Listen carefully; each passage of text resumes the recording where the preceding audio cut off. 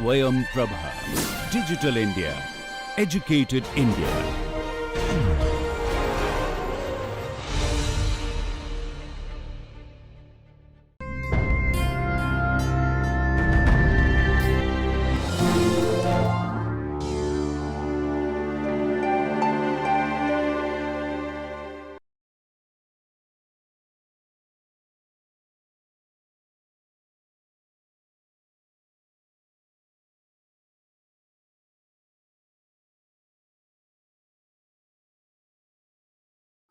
See, you will have to appreciate everything is in 3 dimensions in the real world. So, we cannot stay away from solving 3D problems. So, we get certain glimpses of aspects related to 3D kinematics.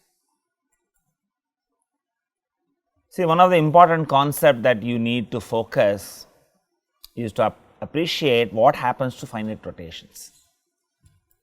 Let us take the example of a block and let me rotate it in 2 different ways. Fine. I will give 2 sets of rotations. So, in the first case, I rotate it about y axis. So, when I rotate it, it takes a shape like this. To aid your visualization, the sides are colored. Fine. Then I give another rotation about x axis. So, I first do the rotation about y axis, then I do the rotation about x axis.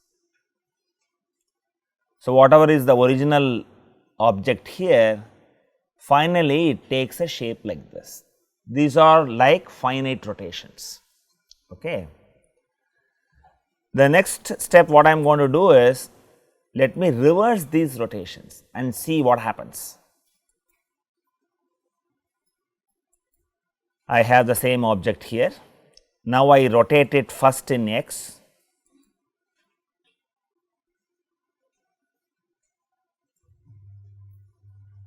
and what we need to get is,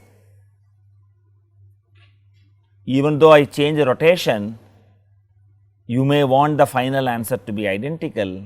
Let us see what happens. So, I change the rotation sequence. I find that this makes an influence, which you can easily verify. You can take your book and then rotate it this way, because it is rectangle. So, it is easy for you to see the sides. And what you find here is, when I have finite rotations, they cannot be labeled as vectors. They do not qualify to become labeled as vectors. So, the final positions are different and commutative law is not satisfied. So, they are not vectors.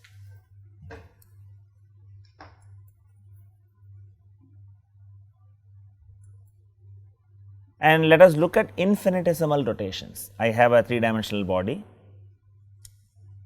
and I have an axis AA, and I try to give an infinitesimal rotation. See, for the purpose of illustration, even these infinitesimal rotations are shown sufficiently big for visualization. So, take it with a pinch of salt in visualizing this and make a neat sketch of this, and this sketch will be repeated several times, so that you will have opportunity to fill in the gaps. And what you need to look at is, I can look at the triangle BPO. This is at an angle theta, which is what is the orientation of the axis AA, and I have the line BP, and the point P has shifted to a point P prime located at a distance delta r, and this angle is given as delta phi, and we have just taken rigid body undergoes rotation delta f. So, you would see this being repeated in the subsequent slides. So, you can fill in the gaps,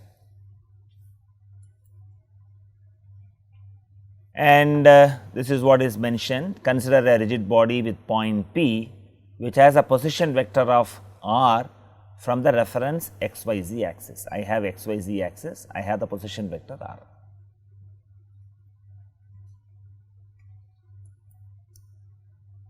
Let the body undergoes an infinitesimal rotation by an angle of delta phi about axis AA, and you have the triangle BPO, and the point P moves to P prime, and the arithmetic that we are going to do is very simple.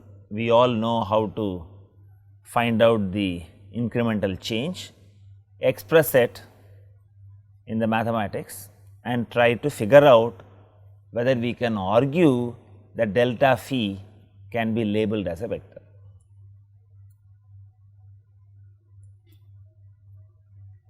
So, I am going to look at the other triangle BPP prime. So, this is separated by angle delta phi and this is delta r. So, which can be written the magnitude as BP into delta phi.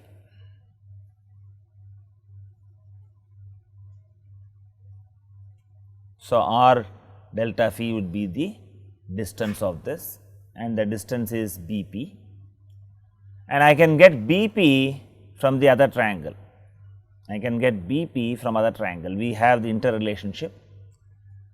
So, this is BP is nothing but r sin theta. So, this expression finally reduces to this.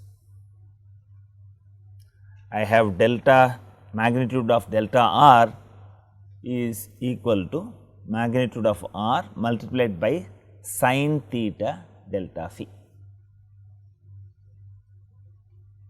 See, from your knowledge of vector algebra, can I rewrite this expression in a form that we are accustomed to?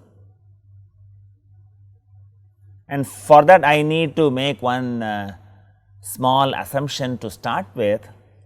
Let me consider delta phi also as a vector. If delta phi is considered as a vector having a direction along the axis of rotation, then the expression can be rewritten conveniently as delta r is delta phi cross r. So, now what we will have to do is we will have to disprove delta phi cannot be assumed as a vector. If I am not able to disprove, then finally I will say that this is a vector. That is the way we are going to develop the line of argument.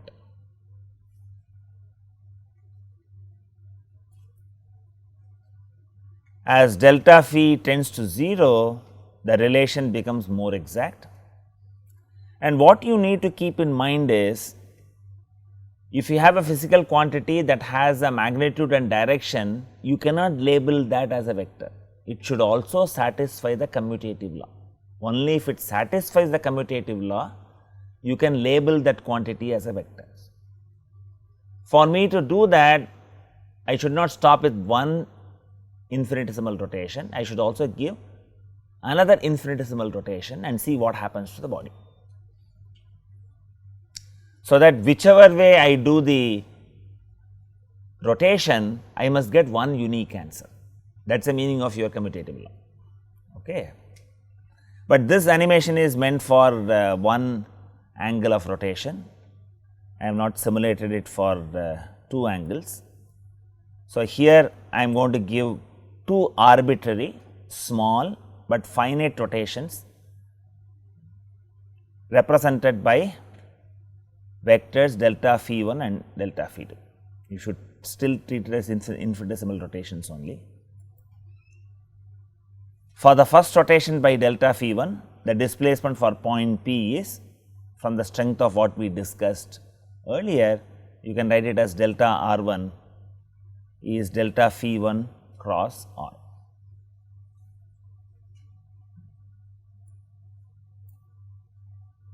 Suppose I give a second successive rotation delta phi 2, I can write delta r 2 as delta phi 2 cross r plus delta r 1, and we already know how to write delta r 1.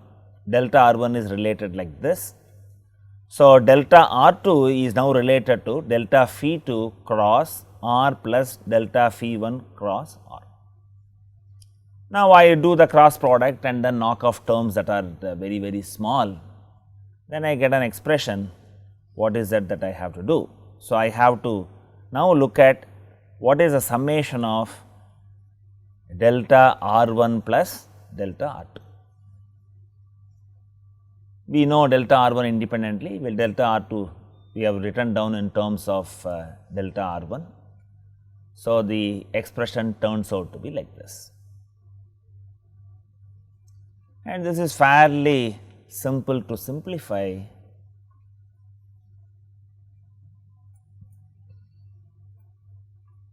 And I get this, I write the products, and this is product of very small quantities. So, I take this to 0. So, I get a very interesting answer when the rotations are very small, in the limit they goes to 0. So, I have this as d r 1 plus d r 2 as d phi 1 plus d phi 2 cross r. Even from the appearance of the equation, you find that the order does not matter. So, it satisfies the commutative law. So, our original assumption delta phi can be treated as a vector stays now, and you have an important understanding that infinitesimal rotations are vectors. This is a very useful information when we handle 3D kinematics. So, delta d phi can be accepted as a vector. Infinitesimal rotations do obey the parallelogram law of vector addition. So, I can simply write if I have omega 1 as phi 1 dot and omega 2 as phi 2 dot, I can add these angular velocities omega equal to phi dot equal to omega 1 plus omega 2. I can do the vectorial summation. See, in the earlier chapter, we always had the rotation perpendicular to the plane of motion. We had alpha and omega both are parallel. In this chapter, we will relax all of those requirements. It can be in space. Omega can change direction as well as magnitude.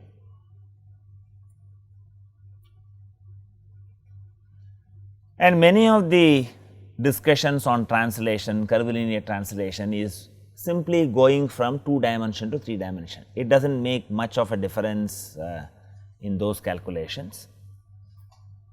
So, we have increasing attention upon problems which call for the analysis of motion in 3 dimensions. You cannot stay away from it, and I have a frame of reference and I have some 3 dimensional object. And I can also have a point B, point A located like this. I can have the position vectors. And once you come to 3 dimensions, earlier I have always been saying try to visualize. Here you have to bank on your vectorial analysis. So, whatever the visualization training that you had for 2 dimensions can assist you in some way, okay. But you have to bank on the power of vector analysis, because you are going to handle things in 3 dimensions. So, I have R A equal to R B plus R A B, it is all very simple and straightforward. Now, each of these will have 3 components instead of 2 components, that is only difference. And I have a simple translation, I have V A and V B, and when I have translation, parallel straight lines if motion is rectilinear. So, I can have the situation that V A equal to V B and acceleration A equal to acceleration B. So, then the motion is rectilinear translation. We have looked at rectilinear translation, we have also looked at curvilinear translation in planar objects. So, you can also have a curvilinear translation for a 3-dimensional object. So, I will have curved translation, congruent curves if the motion is one of curvilinear translation, and to an extent I have drawn these lines. It is all freehand sketch. So, electronically I was not able to put it so perfectly. So, visualize that it is congruent curves. Okay. The body as such does not rotate about itself, it has a curvilinear translation.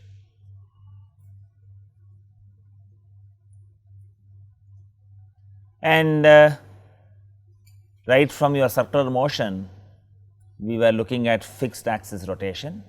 Fixed axis rotation is possible in 3-dimensional problems as well. And look at what way we are getting it. I have an axis of rotation which is labeled like this. I can find out the velocity as well as acceleration, and the body is rotating about this axis, the axis NN. Okay. So, I have this rotating about this axis, and when I take a point A on the object, if you visualize what way this will have the motion, it can have a rotation in this, the position vector is shown. I have always used the position vector in green color,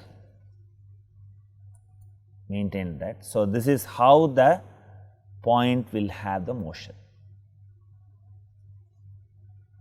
So, here you say the position vector like this, when the origin of coordinate system you are looking at the position vector, but this also I can look at as summation of 2 other vectors.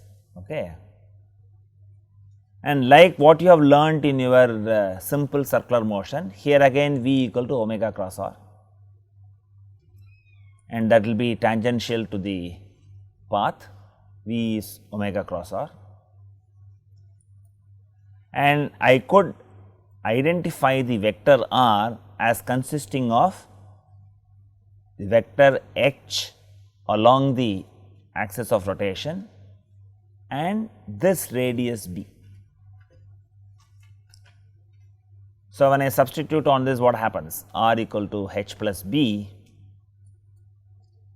omega cross r becomes like this, but it finally reduces to simply omega cross b, because this goes to 0. And you have to appreciate how we define the position vector r. I mean, some of these simplifications can help you in solving problems. You are not getting any different result when I take omega cross r or omega cross b. It is one and the same, but you recognize that this is what happens to this. So, similar to velocity, whatever we have learnt in circular motion, for acceleration we could invoke and look at what happens to the 3-dimensional body. So, we move on to acceleration, and I have this as omega dot, that is put as alpha, and I have the point A, and you have the tangential acceleration and normal acceleration to that, again borrowed from your simple circular motion. So, I have this component, normal component as omega cross r, that we know from the earlier discussion on r and b. We can write this as simply as b omega squared, and I have a tangential component, that is at equal to omega dot cross r, and this reduces to b alpha. So, whatever you have learnt on circular motion, in various forms it shows up in the complete discussion of dynamics. So, you should be able to use them depending on the context comfortably. That is very, very important. You are not learning any new equations, only you understand how to use these appropriately in your problem solving.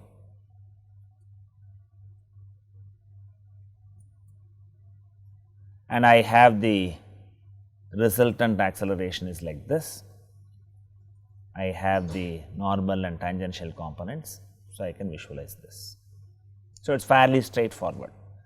What you have to recognize is each of these vectors will have 3 components instead of 2 components in 2 dimensions. And we have also looked at planar motion. You can have something similar to that in 3-dimensional problems as well. I have taken a very generic 3-dimensional body.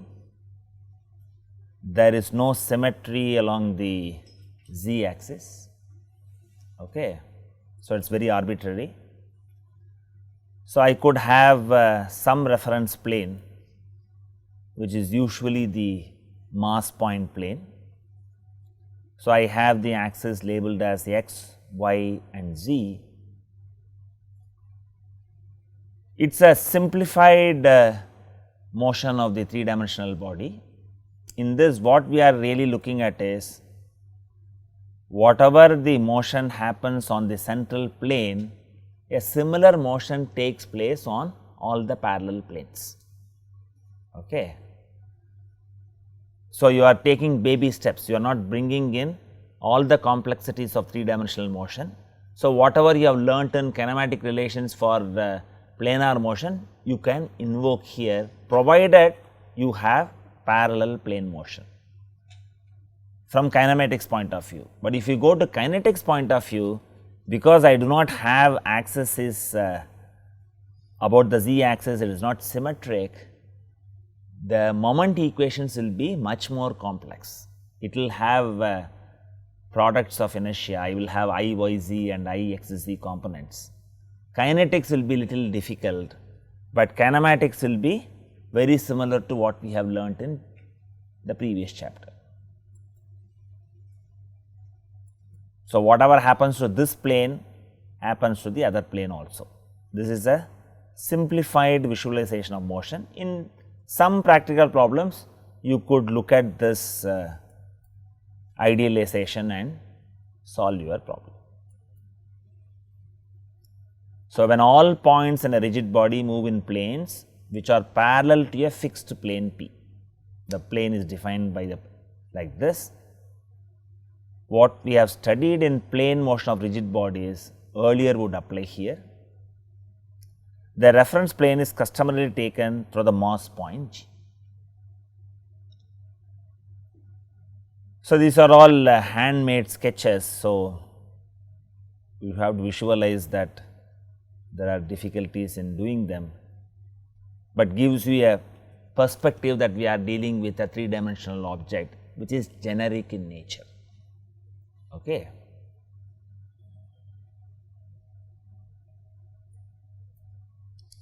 And I have this as a mass point G, it is what is located.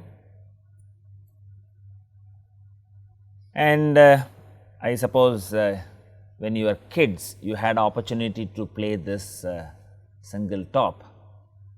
Okay. And please observe this motion very closely, and particularly the face where you have a motion like this, it is wobbling. Okay. And you have a very special kind of motion here. You know, you have a nail at the bottom of this top. So, it is rotating about a point, and what you find here is the top is rotating about its axis, not in this phase. In the later phase, when it is about to collapse, the axis also has a motion, that is called a precision motion. Fine. But at all the same time, you will have that the whole thing rotates about a point momentarily. See, it is a dynamic problem here. Whenever we study the problem, we do not look at the transients, we look at the steady state condition and look at it, fine. And in this you have a very complicated motion to start with, and the complete motion analysis we are not doing it. We are recognizing a situation where it is rotating about its axis and it is also having a precision, fine. And you have this kind of motion is known as rotation about a fixed point. This is what is different when you come to 3D kinematics. You have to recognize fixed point rotation, what are its characteristics, so on and so forth. And you have a table fan. Your table fan has this kind of a motion. I have the fan blade which is rotating at a very high speed, and you can set the back portion appropriately. There is a knob that you can put it in an appropriate position, and it also has a slow motion in the other axis, and this is called a precision. Okay. And suppose you have a different arrangement wherein I have this as a transparent object with lot of particles inside which are easily floating. When I rotate this with omega 1 and when I rotate this with omega 2, you would see that these particles get aligned, they do not move. It is a visual representation that the axis of rotation is different. Okay. Make a neat sketch of it. This diagram also will come again and again. That is why I am also little slow in explanation. So, I have a shaft. For you to visualize, I can have these two motions. I have just put the table fan. When you see a table fan, you never recognize that these motions it has. You take it for granted, it should blow air to your face, you should feel comfortable, you do not think anything beyond that. Okay. This is not exact reproduction of this. This is another way of looking at the whole thing to appreciate what happens to the rotation axis physically. We have already learned when I have omega 1 and omega 2, how to find out the omega of the system. I can have a vector addition. Simply write this as omega 1 plus omega 2. I can have this as omega 1 plus omega 2, and that would appear as a line like this with angular velocity omega. So, what the discussion is, if you take any point on this axis, it will have 0 velocity. It will have one velocity component from omega 1, another velocity component from omega 2, they cancel each other. So, along this axis momentarily the velocity is 0. So, this acts like instantaneous axis of rotation, and this rotates about the fixed point O. Okay. And if you take any other arbitrary point, suppose I have this cylinder filled with particles which are in some color, maybe I have put this as a black line, I can consider all of these points as black particles. And if suppose this cylinder is transparent, when I take a snapshot of a dynamic event, I would find the particles will be focused along this line, indicating momentarily they are not moving. For any other general point, because the point is moving, you will not be able to focus it properly. So, you will have smear of that. So, this is an indication indeed you can observe an axis of instantaneous axis of rotation like this. When I have motions like this, I have omega 2 on this and omega 1 on this.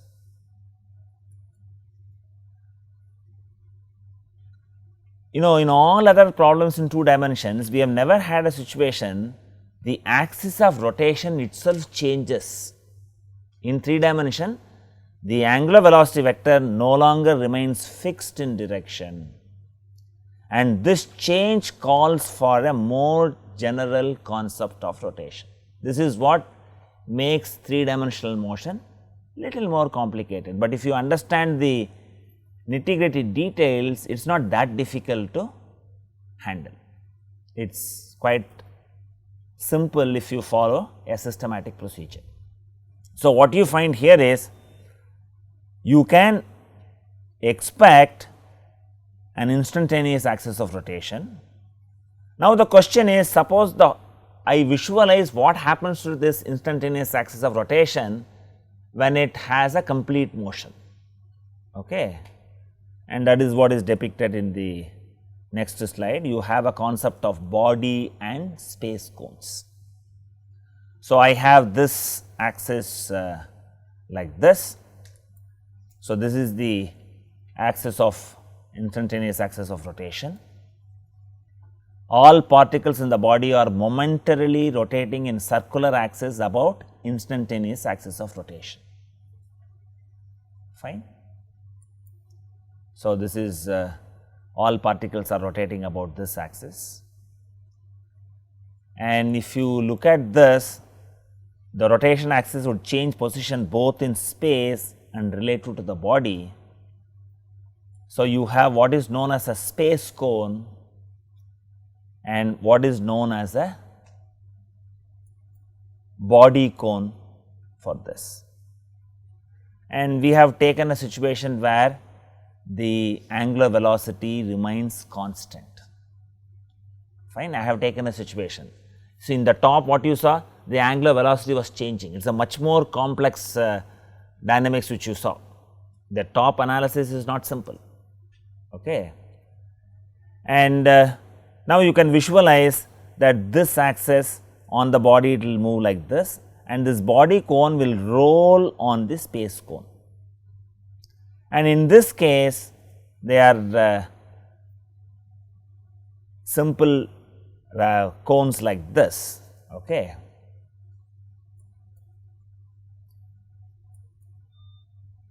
Rotation axis in general, not a line fixed in the body.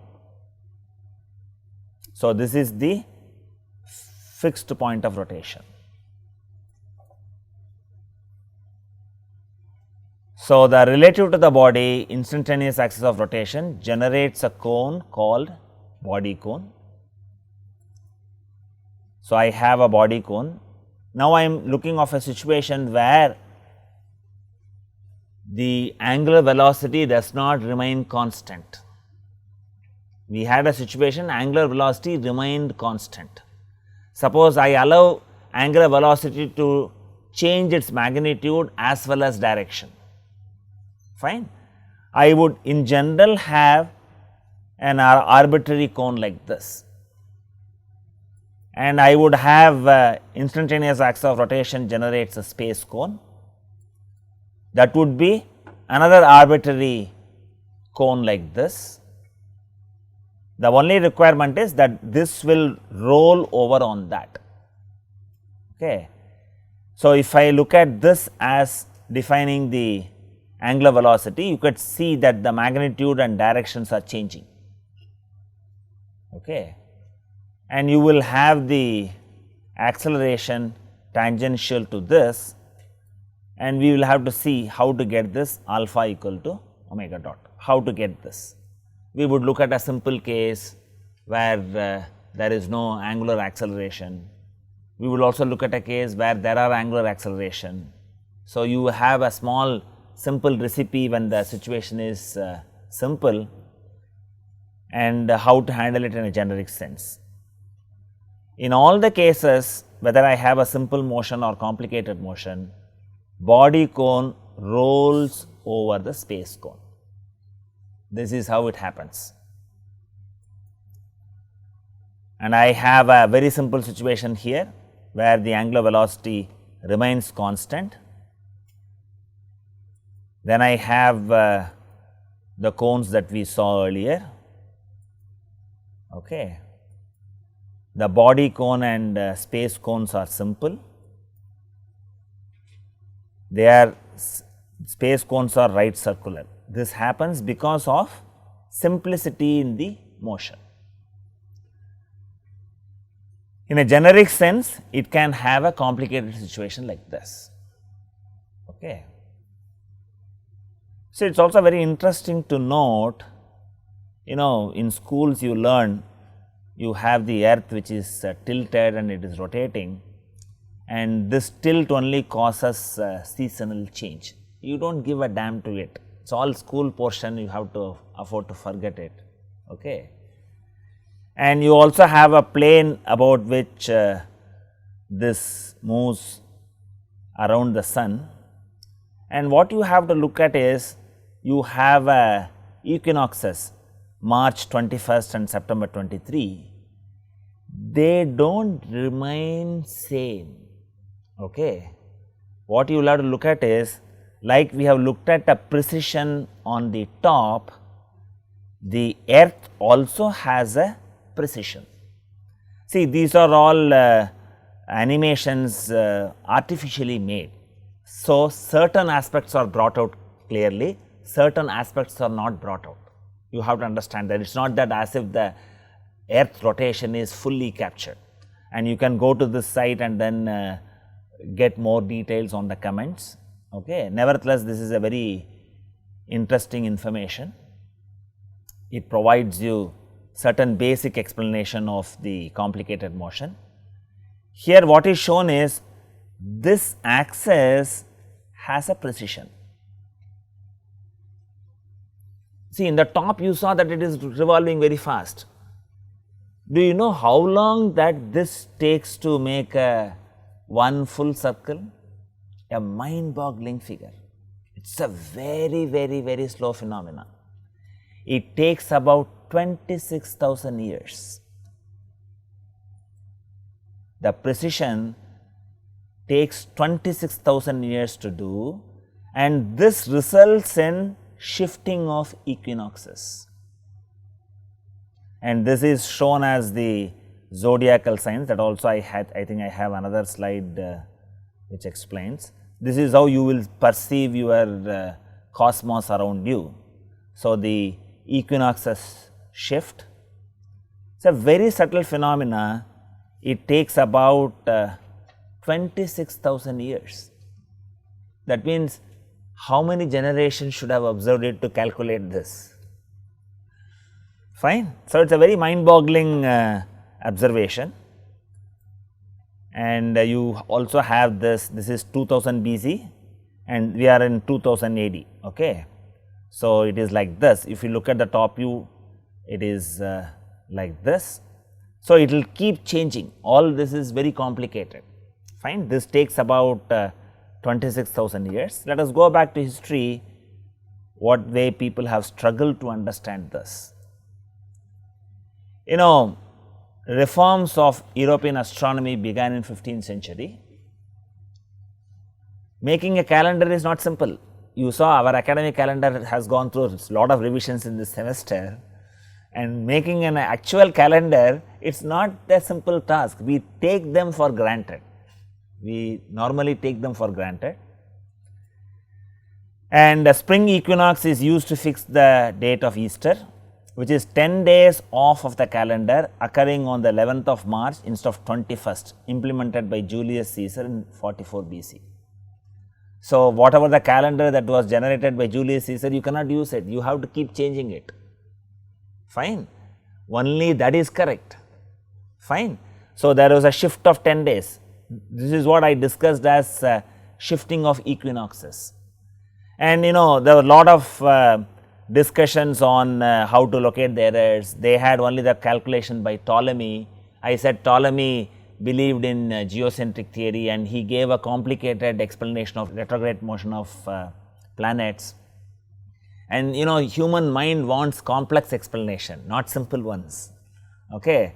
And Copernicus had the idea of heliocentric theory, not interested in new astronomical observations, knew that his new theory would upset people in authority, and kept relatively quiet. So, this was the kind of environment in the western world, and we have already seen that shifting of equinoxes happens naturally. People looked at cosmology and then only got inspiration, and it took 26,000 years for one full rotation.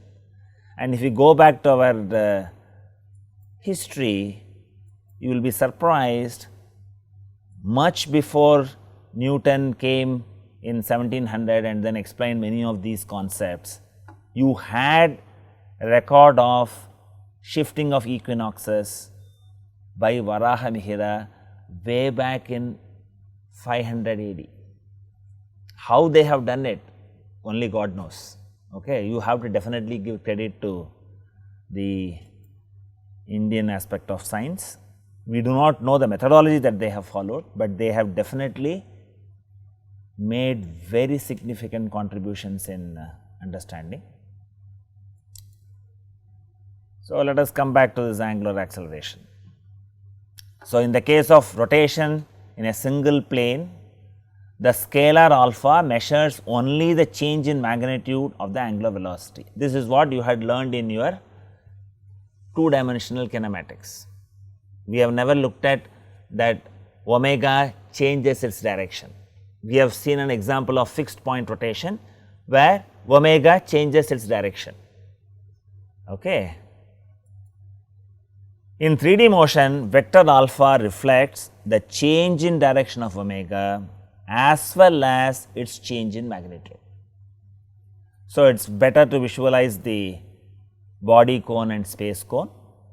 So, this illustrates the change in direction of omega as well as its magnitude, and the tangent to that gives you the value of alpha. In a generic case, both magnitude and direction of omega changes. I have given an example for that. The angular acceleration represents the velocity tip of angular velocity omega. It becomes tangent to space cone. Okay. So, make a sketch or complete the sketch that you have started drawing it earlier. And we know the angular velocity. Once you know the angular velocity, you can find out the angular acceleration by differentiation. Fine, we will just see that. And I have a generalization. When I say it's a generalization, I would also bring in angular acceleration to this as well as angular acceleration to this, then it becomes a generic case.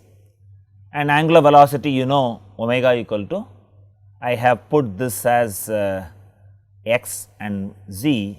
So, on this axis I have omega 2. So, I put this as omega 2 I plus omega 1 k. So, if I have to get omega dot, naturally I will have to do this differentiation and do it systematically. Omega dot as omega dot 2 I plus omega 2 I dot, and we have already learnt, for convenience we use this as I and j, but we recognize that these axes rotate. So, I will have I dot is not 0, j dot is not 0, k dot is not 0. I have to calculate those quantities. So, the acceleration will take an expression like this. I have omega dot equal to omega 2 dot I plus omega 2 I dot plus omega 1 dot k plus omega 1 k dot. And here I can do a very simple case to start with.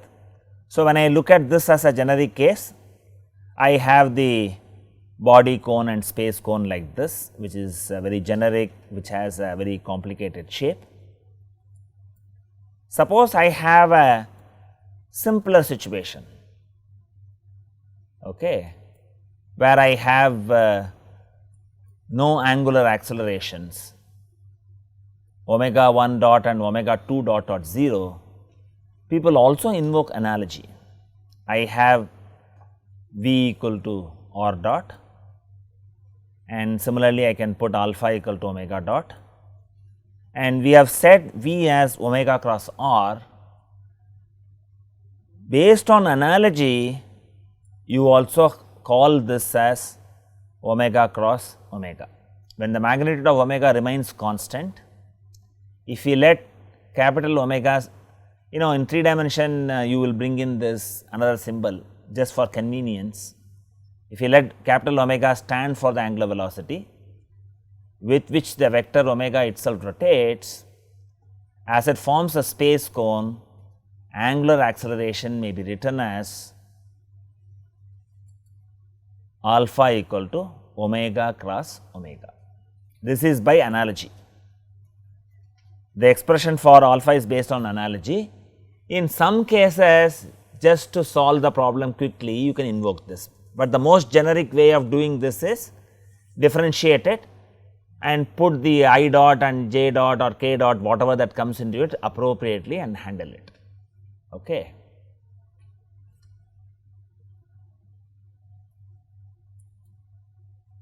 So, in a very simple case, I have this as omega equal to omega 2 I plus omega 1 k, and then I have this as omega dot written down like this, and in this case I will have a simple right circular cones as defining this, and you will have omega 2 dot and omega 1 dot or 0, because that is how we have listed the case.